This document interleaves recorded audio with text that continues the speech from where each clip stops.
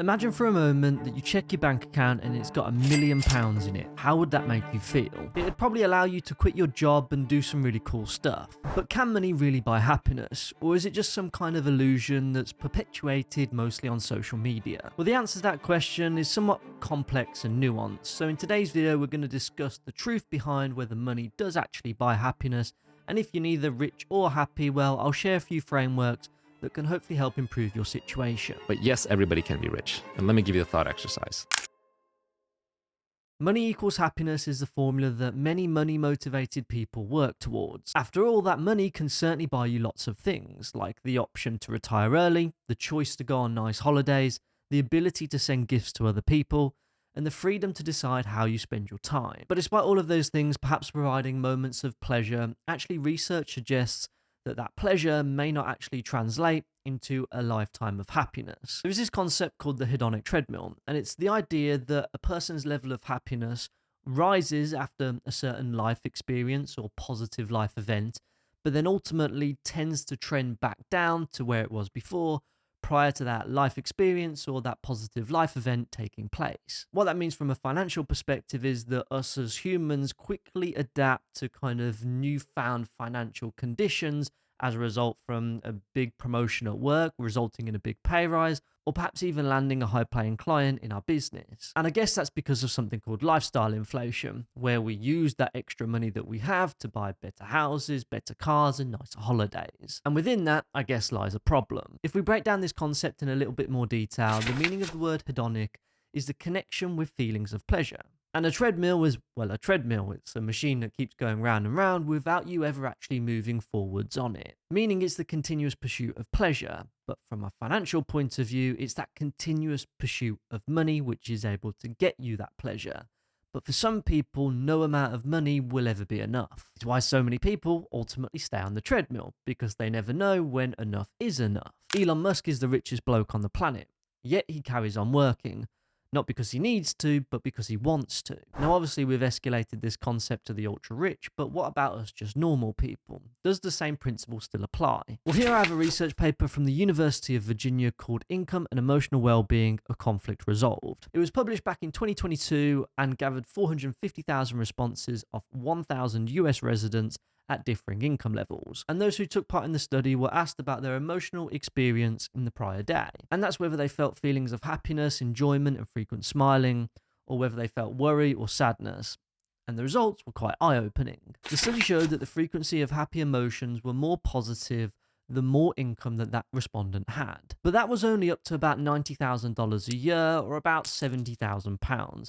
Where that level of happiness completely plateaued. But with the median salary here in the UK being about £37,430, that's just over 50% of the way there towards that kind of optimal point of happiness versus income based on this study. And that probably gives us a little bit of an insight as to why our personal finances here in the UK are actually one of the biggest sources of stress, and for many people certainly don't contribute to their overall happiness or well-being. With studies showing that 63% of 18 to 34-year-olds are anxious about their finances, which also probably just so happens to be most of you guys watching this video. But if, say, someone on £37,000 a year just somehow found themselves on £70,000 a year the following month, would that make a positive, lasting difference to their overall level of happiness? Well, now let's flip the coin a little bit and now discuss why money actually does fail to provide that lasting happiness that many people think that it does.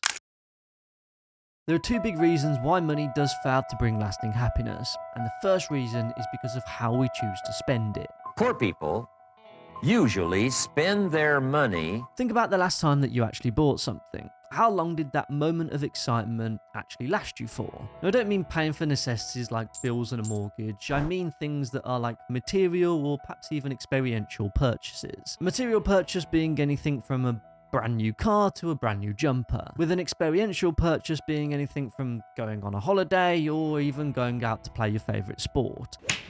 Think about that last material item that you purchased, and then how you feel about it now versus how you felt about it when you bought it perhaps a couple of weeks or even perhaps a couple of months ago. And now let's see whether this next segment resonates with you or not, and be sure to let me know what your thoughts are down in the comment section below. A 2015 study called Living Happily in a Material World found that material purchases do actually provide frequent happiness over time. And it's as a result of that instant gratification, that hit of dopamine from the purchase that we've just made, whether it's an impulse purchase or not. And those feelings are even more amplified, especially in the luxury product range. And that's because they have the power to change the consumer's perception of who they are. They deliver desired emotional end benefits, including self-esteem and hedonic feelings, such as satisfaction and power. And those kind of purchases certainly have their place for some people. After all, nobody would buy them if they didn't do something for us on a little bit more of an emotional level. And I guess the more frequently that you can make those purchases, the more frequently you can tap into those single moments of pleasure. But in reality, it's all short-lived and expensive for that matter too. Now, ironically, it doesn't matter how much you spend on these types of material goods, because the same study shows that just 6 weeks after Christmas, when people reflected on their spending, actually experiential spending provided much more satisfaction. Now, if I just reflect personally here, I'm not saying that this is the right way to think about stuff, but for me, I would much rather go and spend like 500 quid on a weekend away with my partner as opposed to spending like £500 on a pair of designer trainers, which are probably going to make me feel good once or twice, and then after probably about 6 months, they're going to be trashed and thrown in the garage along with the rest of the old shoes which I own. Now, the reason being that experience and the lasting memories that I will have been able to get from that weekend away could last me a lifetime, and a lifetime of potential happy memories that can be continually revisited. Whereas those trainers just won't have the same long-term effects on me. So for me, it's not about having the most money, it's about spending that money that I have in the right places. But the second reason why money doesn't buy happiness, but most people think that it will, is because of social comparison. Comparison is the thief of joy. From a personal perspective, I think that this is probably one of the biggest reasons why, especially the younger generation perhaps, think that more money buys more happiness. The reason being, now more than ever before, we're exposed to the world full of celebrities, entrepreneurs and content creators which are sharing their dream lives. And they're all doing cool stuff, which is fine. I certainly don't judge those people for doing that. Many actually find it as a source of motivation and inspiration. However, one of the pitfalls of it is the social comparison that comes with it. The social comparison is that kind of keeping up with the Joneses mentality, where you always feel like you're behind because somebody else has something that you don't. And unfortunately, studies have shown that social comparison, as a result of consuming lots and lots of social media content, have resulted in associations with depressive symptoms, feelings of social isolation, and diminished self-esteem. And the social comparison is also amplified where that income disparity is high, relative to that of the perceived wealth of the individual or group of people that you're consuming content of. A 1998 study, so pre-social media days, says that income inequality has bred a culture of upward comparison, in which people make status-orientated purchases to keep up with their neighbours. And if that was in 1998, where perhaps that circle of social comparison was limited to that of friends, family, and perhaps even co-workers, imagine what it's like today with people spending hours and hours doom scrolling down TikTok. Now, while studies do suggest it's more prevalent for those on lower incomes, actually, what I would argue, based on some further research that I've done, is that it's actually applicable to the vast majority of individuals, regardless of how much income you have every single year. There was research done by the Cybersmile Foundation that actually showed 93% of people feel pressure to compare themselves to others online. Now, if we look at the income percentiles here in the UK, according to data from Statista, a salary of £72,150 would actually put you as a top 10% earner here in the UK. That's, of course, a great position to be in, where you would probably think that you would be financially content, especially based on the study that we discussed earlier in the video. Now, if we contextualize that, for every 100 people that you walk past in the street, you are financially better off from an income perspective than 90 of them, which I think is probably always a good perspective to have. However, the Easterlin paradox suggests that even if everyone increased their income over time, overall happiness may not necessarily increase due to the continued reliance on social comparison. Because as everyone's income goes up, so does the comparison group, potentially leaving individuals feeling relatively the same. And this paradox suggests that it doesn't really matter what level of income that you're at. The person who's earning 30k a year will compare themselves to the person earning 50k a year, and the person earning 50k a year will compare themselves to the person earning 80k a year, 80k a year to 120k a year, and essentially the cycle of social comparison perhaps never ends. So if that is the case, how can we break that cycle and rethink the dynamic between income and happiness? Well, let's discuss that next.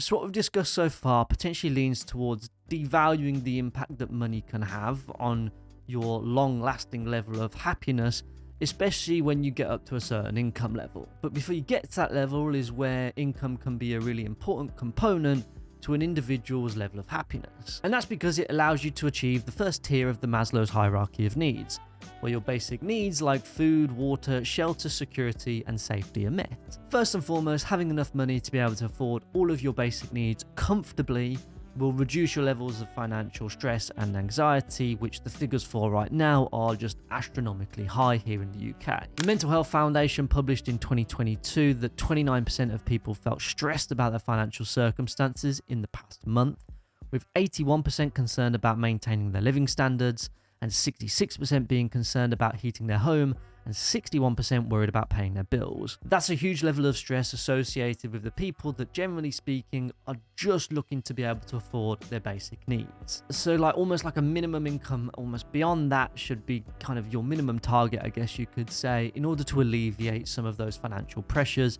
And yes, admittedly, that certainly can be easier said than done. But when you have got all of that sorted, and perhaps some of you guys already have, and you're on your way up the income ladder, perhaps you are doing pretty well for yourself financially, but you're not feeling all too satisfied or fulfilled. And that could be whether you're on 50 grand a year or 250 grand a year. There is another framework that I wanted to share with you guys today, which hopefully might help you out in some way. And that's something called the PERMA model. PERMA stands for positive emotions, engagement, relationships, meaning, and accomplishment.